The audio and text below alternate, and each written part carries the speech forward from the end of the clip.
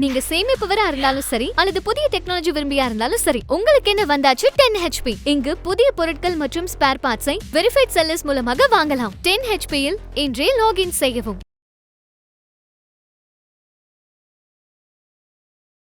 அந்த cool drinks குடிச்சதுனால என் குழந்தை போயிடுச்சு.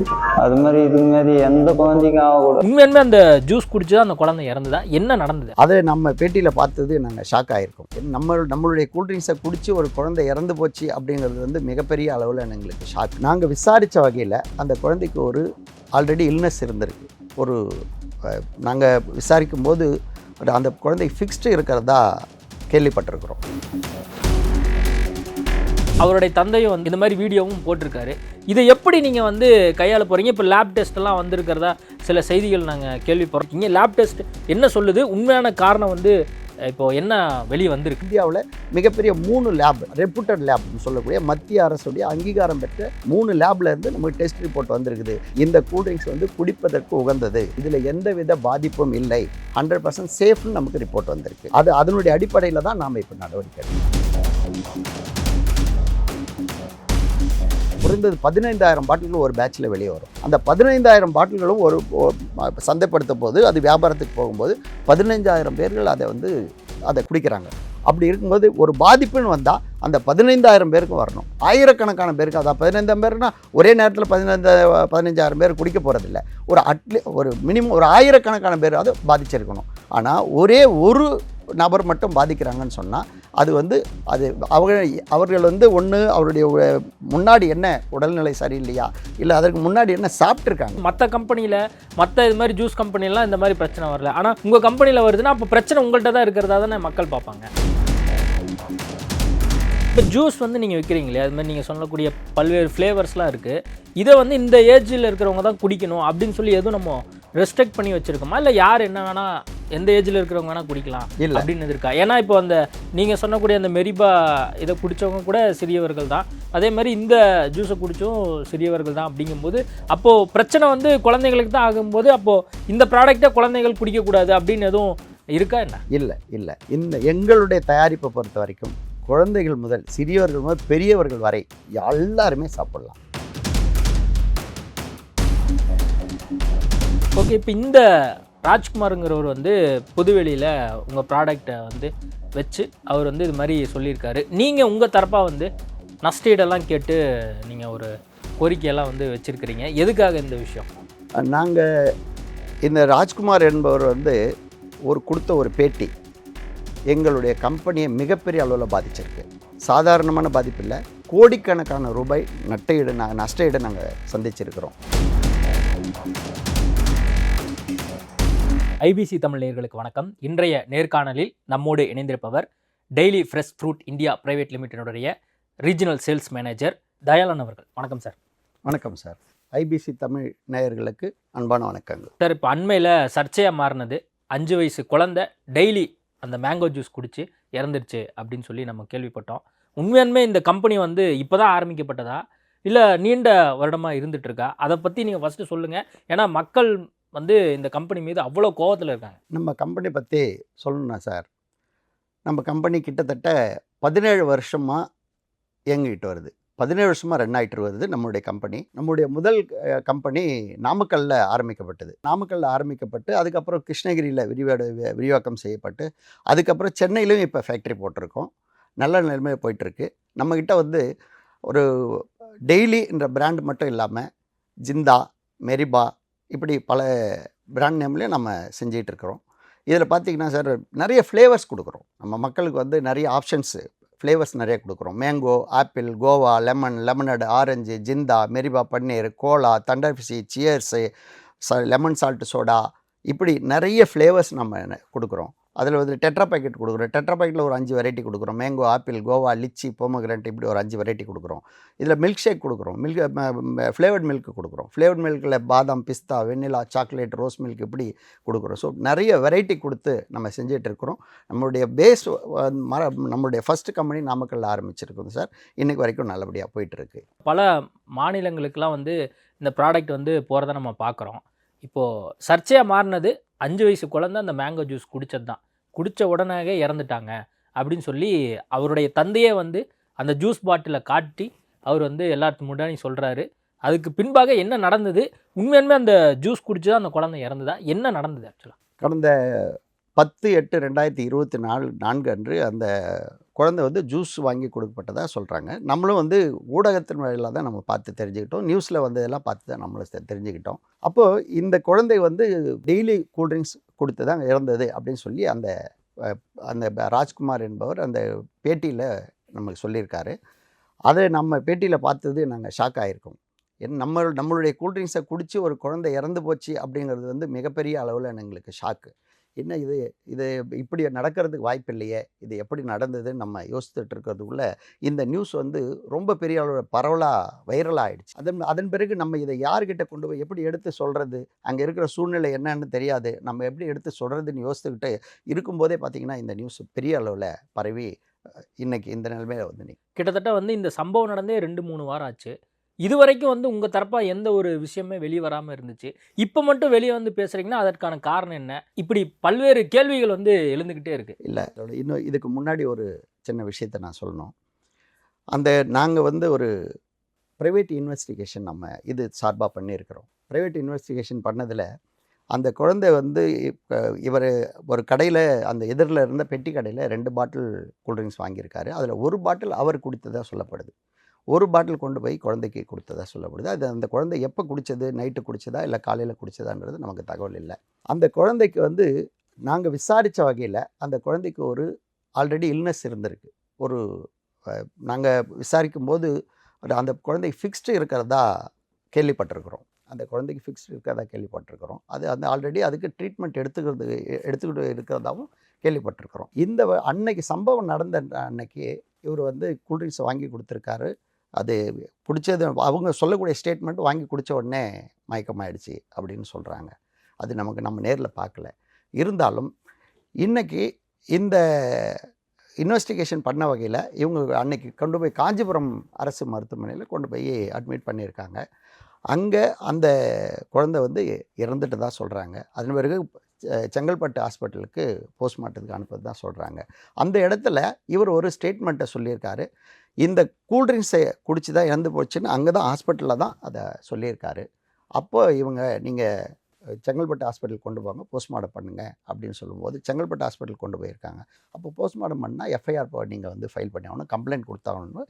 இவர் வந்து இந்த கூல்ட்ரிங்க்ஸை குடிச்சு தான் இறந்தது சொல்லி கம்ப்ளைண்ட் ஃபைல் பண்ணுறார். ஸோ அதன் பிறகு தான் இந்த நிகழ்வில் நடந்துக்கிட்டு வருது. அதான் இப்போது கம்ப்ளைண்ட் வந்து அவங்க தரப்பாக பண்ணியிருக்காங்க.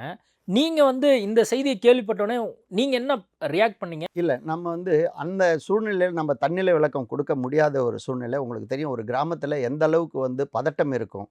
ஒரு குழந்தை இறந்துருக்காங்க, இப்போ ஒரு குழந்தை இழந்திருக்காங்க, அந்த இடத்துல வந்து எவ்வளோ பதட்டம் இருக்கும். நம்ம நேரடியாக போய் எங்களுடைய ஜூஸை குடித்து உங்கள் குழந்தை இறக்கலை, எங்கள்கிட்ட இந்த மாதிரியான ஃபெசிலிட்டியெல்லாம் இருக்குதுன்னு நம்மளால் எக்ஸ்பிளைன் பண்ண முடியாது. ஏன்னா அவங்க ஒரு கொந்தளிப்பில் இருப்பாங்க. அந்த சமயத்தில் எப்படி ரியாக்ட் பண்ணுவாங்கன்னு சொல்ல முடியாது. அதனால் நம்ம அந்த விஷயத்தை நம்ம தவிர்த்துட்டோம். என்ன ஃபெசிலிட்டி உங்கள் கம்பெனியில் இருக்குது? எங்கள் கம்பெனி பொறுத்த வரைக்கும் ஒரு சர்வதேச தரத்தில் நம்ம ப்ராடக்டை உற்பத்தி பண்ணி கொடுக்குறோம். இப்போ பார்த்திங்கன்னா ஒரு ப்ராடக்ட்டு தயாரித்து வெளியே வர்ற வரைக்கும் மனித தலையீடே இருக்காது, கை தொடக்கூட முடியாது. அந்த மாதிரியான ஒரு ஆட்டோமேட்டிக் மிஷின் வச்சு நம்ம செய்கிறோம். ஒரு ப்ரீஃபார்ம்னு சொல்லுவோம். அந்த ப்ரீஃபார்ம் நம்ம வந்து போடும்போது அந்த ப்ரீஃபார்ம் அதுவே கன்வேயரில் போகும், அதுவே வந்து ஹீட் ஆகிட்டு அதுவே ப்ளோயிங் ஆகும், ஃபில்லிங் ஆகும், கேப்பு போடும், லேபிள் போடும், பேக்காகி வெளியில் ஓடும். யாருமே கை தொடர்றதுக்கு கூட அங்கே வாய்ப்பு இல்லை.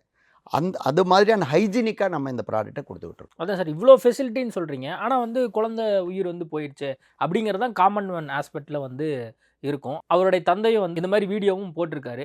இதை எப்படி நீங்கள் வந்து கையாள போகிறீங்க? இப்போ லேப் டெஸ்ட்டெல்லாம் வந்திருக்கிறதா சில செய்திகள் நாங்கள் கேள்விப்படுறோம். இங்கே லேப் டெஸ்ட் என்ன சொல்லுது, உண்மையான காரணம் வந்து இப்போது என்ன வெளியே வந்திருக்கு? அதுதான் இப்போது இந்த சம்பவம் நடந்ததனுடைய தொடர்ச்சியாக செய்தி ஊடகங்களில் இந்த நியூஸ் வெளியில் வருது. அப்போ ஃபுட் சேஃப்டி ஆஃபீஸர், உணவு பாதுகாப்புத்துறைக்கு இந்த தகவல் போகுது. உடனே என்ன செய்கிறாங்க, எங்களுடைய ஃபேக்ட்ரிக்கு உணவு பாதுகாப்புத்துறை, மத்திய உணவு பாதுகாப்புத்துறையிலேருந்து அசிஸ்டன்ட் டைரக்டர் முதற்கொண்டு எல்லாருமே நம்ம ஃபேக்ட்ரிக்கு வராங்க. நம்மளுடைய ஃபேக்ட்ரியிலேருந்து மாதிரி எடுத்து சாம்பிளுக்கு எல்லாருக்கும் எடுக்கிறாங்க. மார்க்கெட்டில் இருக்கக்கூடிய சாம்பிளும் அவங்க கலெக்ட் பண்ணி இதை ஆய்வுக்கு அனுப்பி இந்த ஆய்வு அத்தனையும் மத்திய அரசாங்கத்தினுடைய அங்கீகாரம் பெற்ற லேபுக்கு இவங்க அனுப்பி அந்த டெஸ்ட் ரிப்போர்ட் நமக்கு வரணும். என்னதான் நம்ம வந்து நம்ம ப்ராடக்ட்டில் குறை இல்லை அப்படின்னு நம்ம போயிட்டு எடுத்து சொன்னாலும் அதை யாரும் ஏற்றுக்கக்கூடிய மனப்பக்குவத்தில் யாரும் இருப்பாங்களா அந்த சூழ்நிலைன்றது நமக்கு தெரியாது.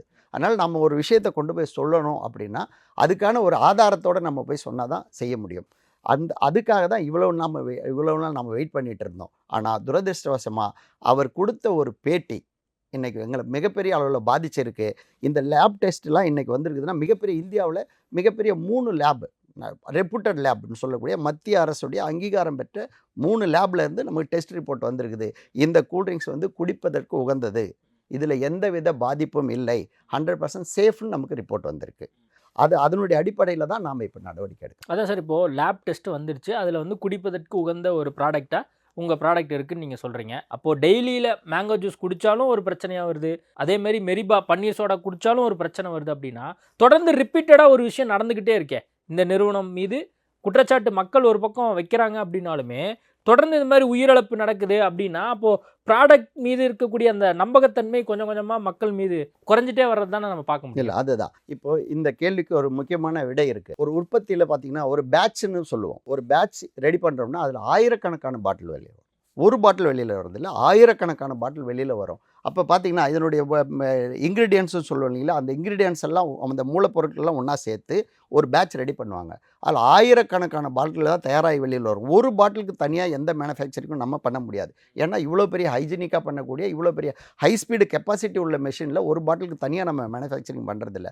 அப்போ ஆயிரக்கணக்கான பாட்டில்கள் வெளியே வரும்போது பொதுமக்களுடைய புரிதலுக்காக சொல்கிறேன், குறைந்தது 15,000 பாட்டில்கள் ஒரு பேட்சில் வெளியே வரும். அந்த 15,000 பாட்டில்களும் ஒரு சந்தைப்படுத்த போது அது வியாபாரத்துக்கு போகும்போது 15,000 பேர்கள் அதை குடிக்கிறாங்க.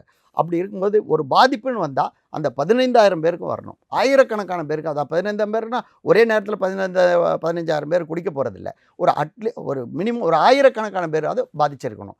ஆனால் ஒரே ஒரு நபர் மட்டும் பாதிக்கிறாங்கன்னு சொன்னால் அது அவர்கள் ஒன்று அவருடைய முன்னாடி என்ன உடல்நிலை சரியில்லையா, இல்லை அதற்கு முன்னாடி என்ன சாப்பிட்ருக்காங்க அப்படின்றதால அதெல்லாம் பேஸ் பண்ணியிருக்கு.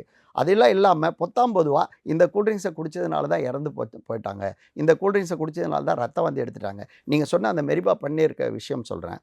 2021 இந்த நிகழ்வு நடக்குது. இப்போ மெரிபா பன்னீரை குடித்து 2 குழந்தைங்க ரத்த வாந்தி எடுத்துட்டாங்க, அவங்க ஹாஸ்பிட்டலில் அட்மிட் ஆகியிருக்காங்கன்னு ஒரு பெரிய ஒரு அலிகேஷன் வைக்கிறாங்க.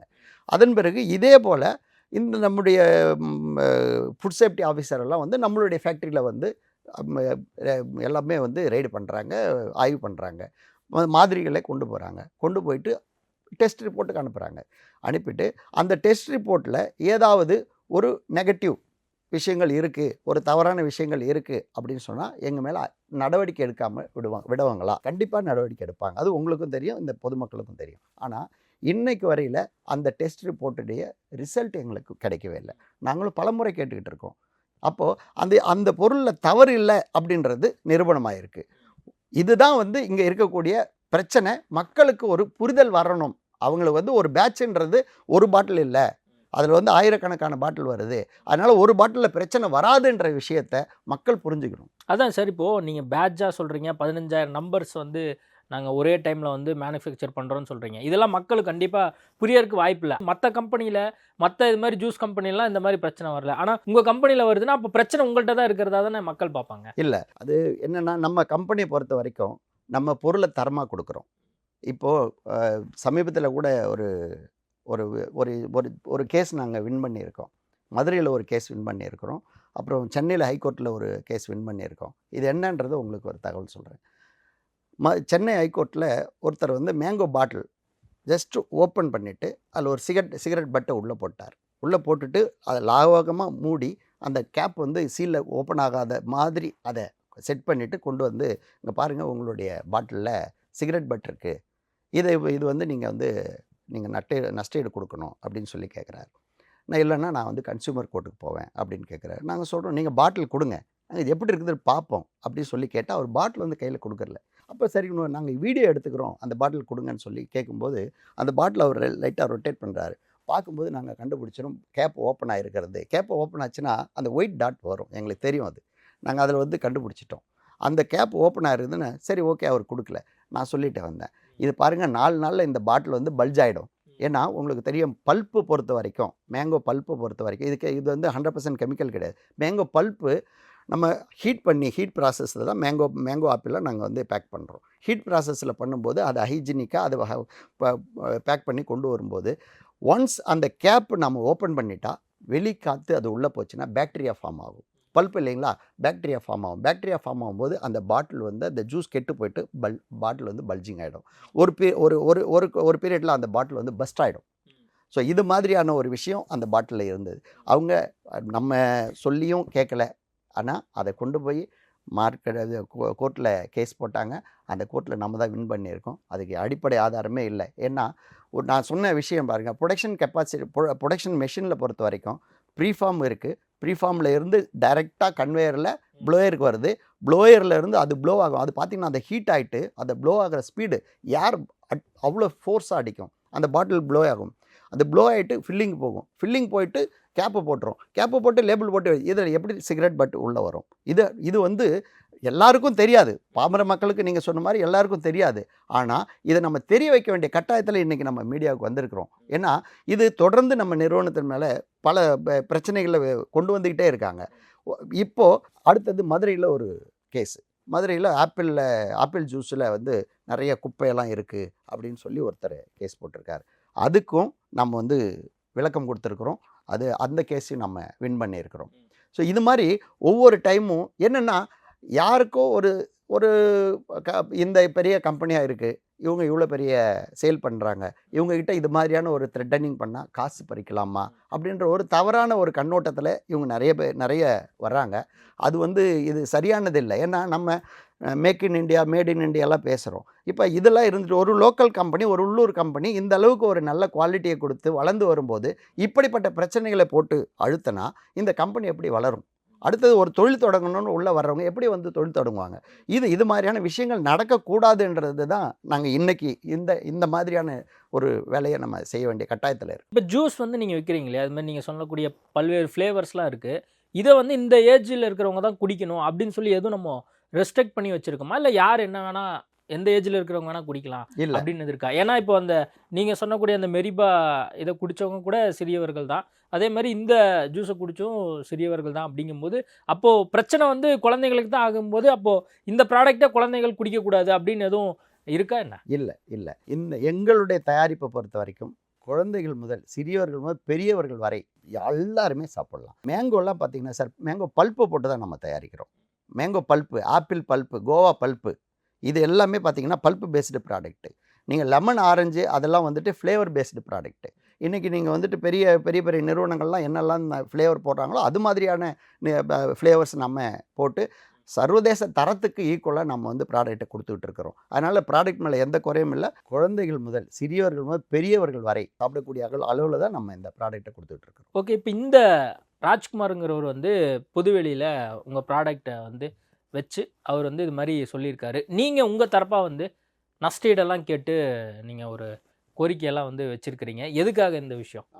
நாங்கள் இந்த ராஜ்குமார் என்பவர் வந்து கொடுத்த ஒரு பேட்டி எங்களுடைய கம்பெனியை மிகப்பெரிய அளவில் பாதிச்சிருக்கு. சாதாரணமான பாதிப்பு இல்லை, கோடிக்கணக்கான ரூபாய் நஷ்டஈடு நாங்கள் சந்திச்சிருக்கிறோம். இன்னும் ஒரு படி மேலே போய் சொல்லணும்னா எம்ப்ளாயிஸ் வந்து வேலை இழக்கக்கூடிய ஒரு அபாயத்தை இந்த கம்பெனி சந்திச்சிட்டு இருக்கு. ஒரு கம்பெனியில் வந்து நீங்கள் ஒரு கன்சியூமர், நீங்களே ஒரு கன்சியூமராக இருக்கீங்க. இந்த ப்ராடக்டை குடிச்சு தான் என் குழந்தை இறந்து போச்சுன்னு சொல்லி ஒருத்தர் வந்து டிவியில் பேட்டி கொடுத்தா நீங்களோ உங்களுடைய குழந்தைக்கோ உங்களை சார்ந்தவர் யாருக்கும் இந்த ஜூஸை வாங்கி கொடுக்கணும்னு நீங்கள் நினைப்பீங்களா? அப்போது இது எந்த அளவுக்கு இந்த கம்பெனியை பாதிச்சிருக்கும். மிகப்பெரிய வியாபார நட்டத்தை நாங்கள் சந்திச்சிட்டு இருக்கிறோம். இன்றைக்கி இப்போ ஒரு கம்பெனியில் எத்தனை வேலையாட்கள் இருக்காங்க. நீங்கள் பெருக்கிறவங்களது கூட்டுறவங்கள இருந்து, ஃபேக்ட்ரியில் வேலை செய்யக்கூடிய டெக்னீஷியனில் இருந்து, லோடுமேனில் இருந்து, லாரி டிரான்ஸ்போர்ட்டரில் இருந்து, மார்க்கெட்டிங் ஸ்டாஃபில் இருந்து எவ்வளோ பேர் எங்கள் கம்பெனியில் பார்த்திங்கன்னா நேரடியாக ஒரு 950 குடும்பங்கள் இதில் நேரடியாக வேலை செய்யுது.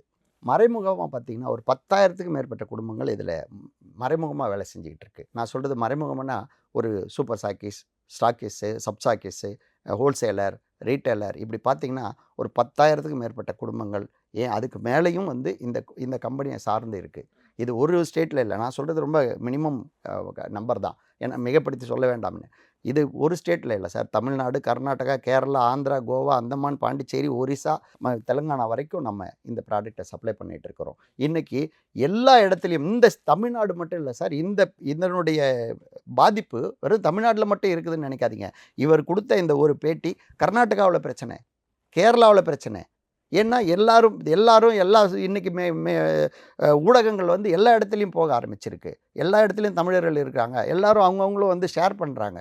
அப்போ இந்த ஒரு தவறான தகவல் இவ்வளவு பெரிய அளவில் வைரல் ஆகப்படும் போது எல்லா ஸ்டேட்லையுமே பாதிச்சிருக்கு. இல்லை சார், நீங்கள் வந்து பிஸ்னஸ் ரீதியாக சொல்கிறீங்க, நஷ்டம் ஆகுதுன்னு நீங்கள் சொல்கிறீங்க. ஆனால் வந்து அவரை பொறுத்த வரைக்கும் அவர் குழந்தை இறந்துருக்காரு அப்படிங்கும்போது அந்த டைமில் அவருக்கு என்ன இன்ஃபர்மேஷனாக இருந்திருக்கோ அதை வச்சு அவர் அந்த பாட்டிலை வச்சு அவர் இது மாதிரி இந்த குழந்தை வந்து இதனால தான் இறந்துருச்சு அப்படின்னு சொல்லி சொல்கிறார். நம்ம வந்து வெறுமனா அவரை மீது குற்றச்சாட்டு வைக்கிறதுங்கிறது எப்படி சரியாக இருக்கும்? இல்லை, இது எமோஷனல் விஷயம் இல்லை. இது எமோஷனல் விஷயம்னா அவர் வந்து சொல்லியிருக்கலாம், இந்த கூல்ட்ரிங்க்ஸை குடித்தது, இந்த கூல்ட்ரிங்க்ஸை குடிச்சு தான் என் குழந்தை இறந்து போச்சோன்ற எனக்கு சந்தேகம் இருக்குது, அதனால் இதை நீங்கள் வந்து விசாரணை பண்ணி இதை ஆய்வுக்கு உட்படுத்தி போஸ்ட்மார்ட்டம் ரிப்போர்ட் வாங்கிட்டு கொடுத்து எனக்கு நீதியை பெற்றுக் கொடுங்கள்னு சொல்லியிருந்தால் இது இன்றைக்கு இவ்வளோ பெரிய பிரச்சனைக்கு ஆளாக போகிறதில்ல. அவர் இப்படி சொல்லியிருக்கலாமே, அப்படி சொல்லியிருக்கலாம். பட் ஆனால் வந்து நம்ம இது உயிரா அல்லது வந்து பிஸ்னஸ் அப்படின்னு பார்க்கும்போது உயிர் தான் முன்னாடி வந்து நிற்கும். இல்லை, அதாவது தவறு செய்யாத ஒருத்தர் பாதிக்கப்படுறதுல எந்த வித நியாயமும் இல்லை சார்.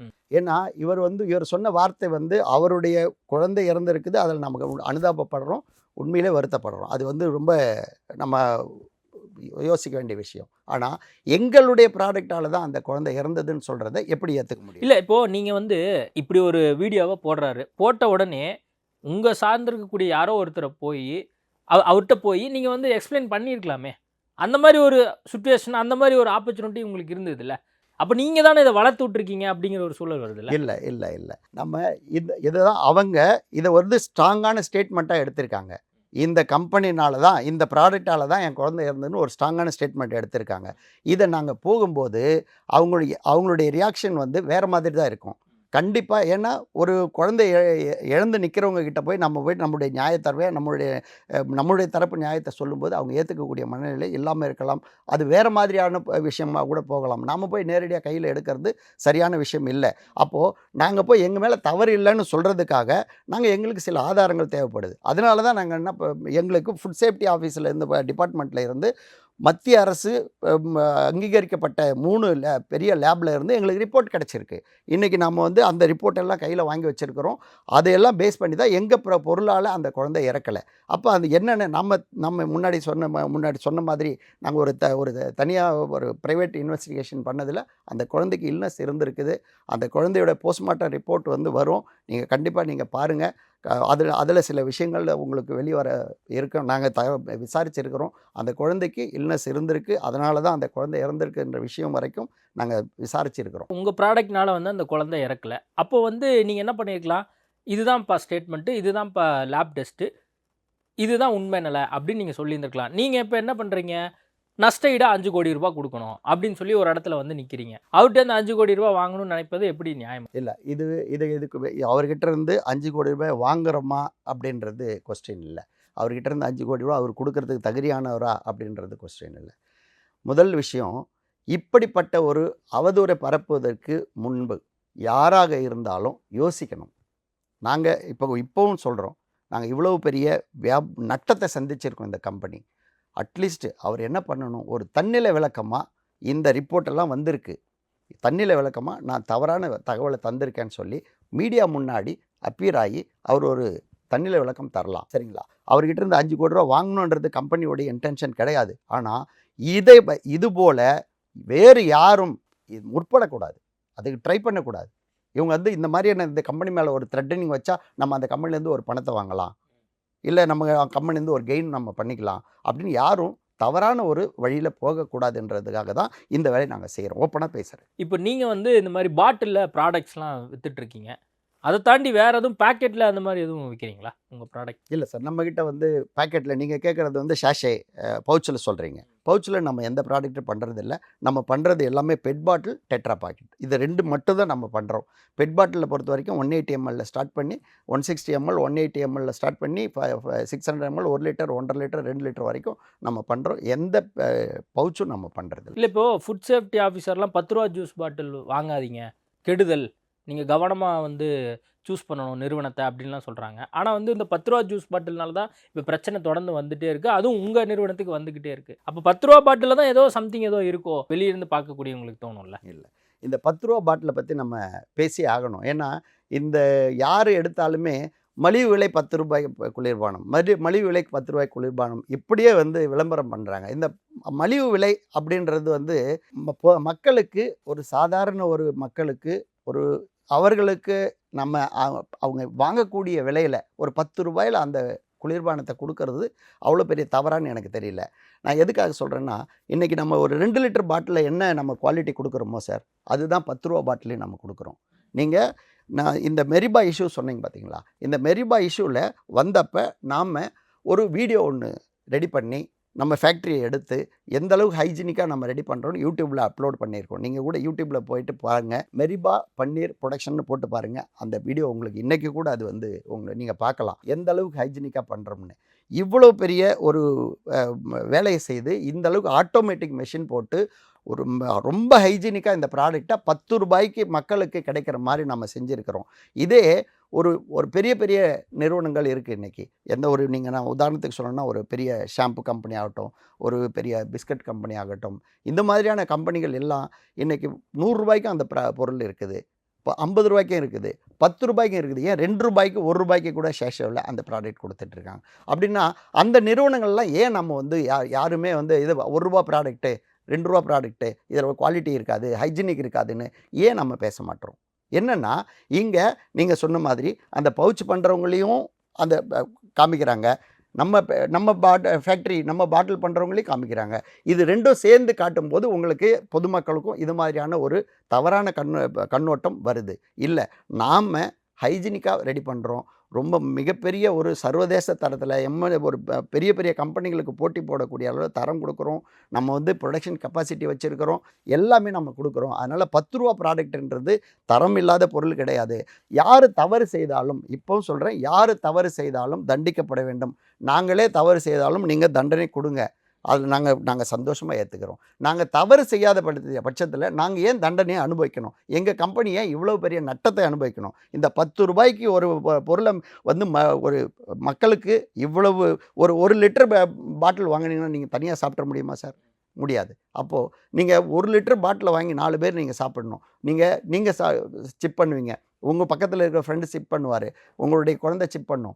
அப்போது இது எந்த அளவுக்கு ஹைஜீனிக்காக இருக்கும்? அப்போ இந்த 10 ரூபா பாட்டிலும் நீங்கள் தனியாக சாப்பிட்லாம், உங்களுடைய ஃப்ரெண்டு தனியாக சாப்பிட்லாம், உங்களுடைய குழந்தை தனியாக சாப்பிட்லாம். அப்போ இதை ஒரு ஹைஜீனிக்கான ஒரு ப்ராடக்டை கொடுக்கும்போது இதை ஏன் இவ்வளவு தரம் தாழ்ந்ததாக ஏன் காட்டணும்? ஏன் இதை வந்து ப்ரொஜெக்ட் பண்ணணும் அப்படின்றது எங்களுடைய கேள்வி. ஓகே, நான் இறுதியாக கேட்க விரும்புறது, இப்போ குழந்தையினுடைய தந்தைக்கும் வாடிக்கையாளருக்கும் நீங்கள் என்ன சொல்ல விரும்புகிறீங்க? குழந்தையினுடைய தந்தை பொறுத்த வரைக்கும் அவர் ஒரு வார்த்தையை உபயோகிச்சிருந்தார். அது இந்த குளிர்பானத்தை குடிச்சு தான் என் குழந்தை இறந்துருச்சு, என் குழந்தைக்கு வந்த இந்த நிலை வேறு யாருக்கும் வரக்கூடாது அப்படின்னு சொல்லி ஒரு வார்த்தையை உபயோகிச்சிருந்தார். இப்போ அதே வார்த்தையை நாங்கள் திரும்ப சொல்லணும்னு நினைக்கிறோம்.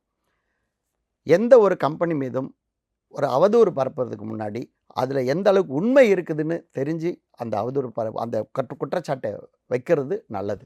ஏன்னா இது மிகப்பெரிய அளவில் வியாபாரம் நஷ்டம் மட்டும் இல்லை சார், இதை சார்ந்த பல்லாயிரக்கணக்கான குடும்பங்கள் இதுக்குள்ளே இருக்குது, அவங்களெல்லாம் பாதிக்கிறாங்க. அதனால் இன்னொரு சமயம் நாங்கள் பாதித்த மாதிரி, நாங்கள் ஒரு நல்ல பொருளை கொடுக்குறோம், நாங்கள் பாதித்த மாதிரி இன்னொரு நல்ல கம்பெனி பாதிச்சிடக்கூடாது. இந்த விஷயத்துக்கு ஒரு முற்றுப்புள்ளி இதோட வைக்கணுன்றது நான் வந்து அந்த தந்தைக்கு நான் வேண்டுகோளாக வைக்கிறேன். 2வது, பொதுமக்களை பொறுத்த வரைக்கும் பொதுமக்கள்கிட்ட எங்களுக்கு மிகப்பெரிய ஆதரவு இருக்குது சார். எங்கள் ப்ராடக்ட்டுக்கு மிகப்பெரிய ஆதரவு இருக்குது. எங்கள் ப்ராடக்ட்டை கேட்டு வாங்குறாங்க.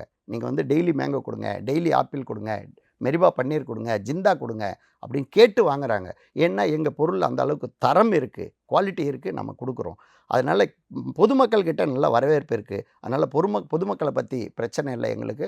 அவர்களுக்கு எங்களுடைய கம்பெனிக்கு நிறைய ஆதரவு கொடுத்துக்கிட்டு இருக்காங்க, இன்னும் தொடர்ந்து கொடுப்பாங்கன்ற நம்பிக்கை இருக்குது. மூணாவதாக, யாரெல்லாம் வந்து இப்படி ஒரு கம்பெனி இருக்குது, இந்த கம்பெனி மேலே ஒரு அவதூறு பரப்புனா ஒரு பலன் அடையலாம், ஒரு பணம் பறிக்கலாம் அப்படின்ற எண்ணத்தில் யாராவது அடிப்படை ஆதாரம் இல்லாத குற்றச்சாட்டுகளை வச்சா அவங்க மேலே வந்து சட்டப்படி நடவடிக்கைகள் எடுக்கப்படும் என்பது இந்த பேட்டியின் மூலம் நாங்கள் தெரிவிச்சுக்கிறோம். ஏன்னா இது மிகப்பெரிய அளவில் நாங்கள் பாதிச்சிருக்கிறோம், நிறைய குடும்பங்கள் பாதிச்சிருக்கு. இனி ஒரு இதிலிருந்து நாங்கள் வெளியே வர்றதுக்கு எத்தனை நாள் ஆகும்னு தெரியல சார். எங்களுக்கு உண்மையாக சொல்கிறோம், நாங்கள் இவ்வளோ பெரிய ஸ்ட்ரகிள் ஆகி நிற்கிறோம். இதிலிருந்து வெளியே வர்றதுக்கு எவ்வளோ நாள் பிடிக்கும், நாங்கள் இதுக்காக எவ்வளோ கஷ்டப்பட போகிறோன்றது தெரியல. இன்றைக்கி வந்திருக்கு, ஆதாரப்பூர்வமாக நாங்கள் வந்து மீடியாவில் வச்சுருக்கிறோம், நாங்கள் பொதுமக்கள் முன்னாடி வைக்கிறோம். எங்கள் ப்ராடக்ட்டு நல்ல ப்ராடக்ட்டு, 100% சேஃப்னு உணவு பாதுகாப்புத்துறை எங்களுக்கு சான்று கொடுத்துருக்குது, சர்டிஃபிகேட் கொடுத்துருக்குது. இது எல்லாரும் உங்களுக்கு கூட காப்பி கொடுக்குறேன், நீங்கள் கூட பாருங்கள். எல்லாருக்கும் இதை நம்ம வந்து போலீஸ் ஸ்டேஷனில் கொடுத்துருக்குறோம், ப்ரெஸ்ஸில் கொடுத்துருக்குறோம். நேற்று கூட ப்ரெஸ் மீட்டில் எல்லாருக்கும் காப்பி கொடுத்துருக்குறோம். எங்கள் ப்ராடக்ட் வந்து 100% வந்து சேஃபாக இருக்குது, இதை வந்து மனிதர்கள் உபயோகப்படுத்துறதுக்கு உகந்தது அப்படின்னு மத்திய அரசாங்கத்தினுடைய லேப் வந்து நமக்கு சர்டிஃபிகேட் கொடுத்துருக்குது. அதனால் இப்படி ஒரு விஷயம் இனி நடக்கக்கூடாது. யாராவது எங்கள் கம்பெனி மீது அவதூறு பரப்புவதற்கு முன்பு அடிப்படை ஆதாரம் இல்லாமல் அவதூறு பரப்பினால் அவர்கள் மீது சட்டப்படி நடவடிக்கை எடுக்கப்படும் என்பதற்கு இது வந்து ஒரு மிகப்பெரிய உதாரணம். ஓகே சார், நிறைய விஷயங்கள் குறித்து பேசியிருக்கீங்க. நேர்காணல் கொடுத்ததுக்கு மிக்க நன்றி. நன்றி. ஐபிசி தமிழ் நேயர்களுக்கு நன்றி. நீங்க சேமிப்பவரா இருந்தாலும் சரி அல்லது புதிய டெக்னாலஜி விரும்பியா இருந்தாலும் சரி, உங்களுக்கு என்ன வந்தாச்சு 10 HP. இங்கு புதிய பொருட்கள் மற்றும் ஸ்பேர் பார்ட்ஸை வெரிஃபைட் செல்லர்ஸ் மூலமாக வாங்கலாம். 10 HP இல் இன்றே லாகின் செய்யவும்.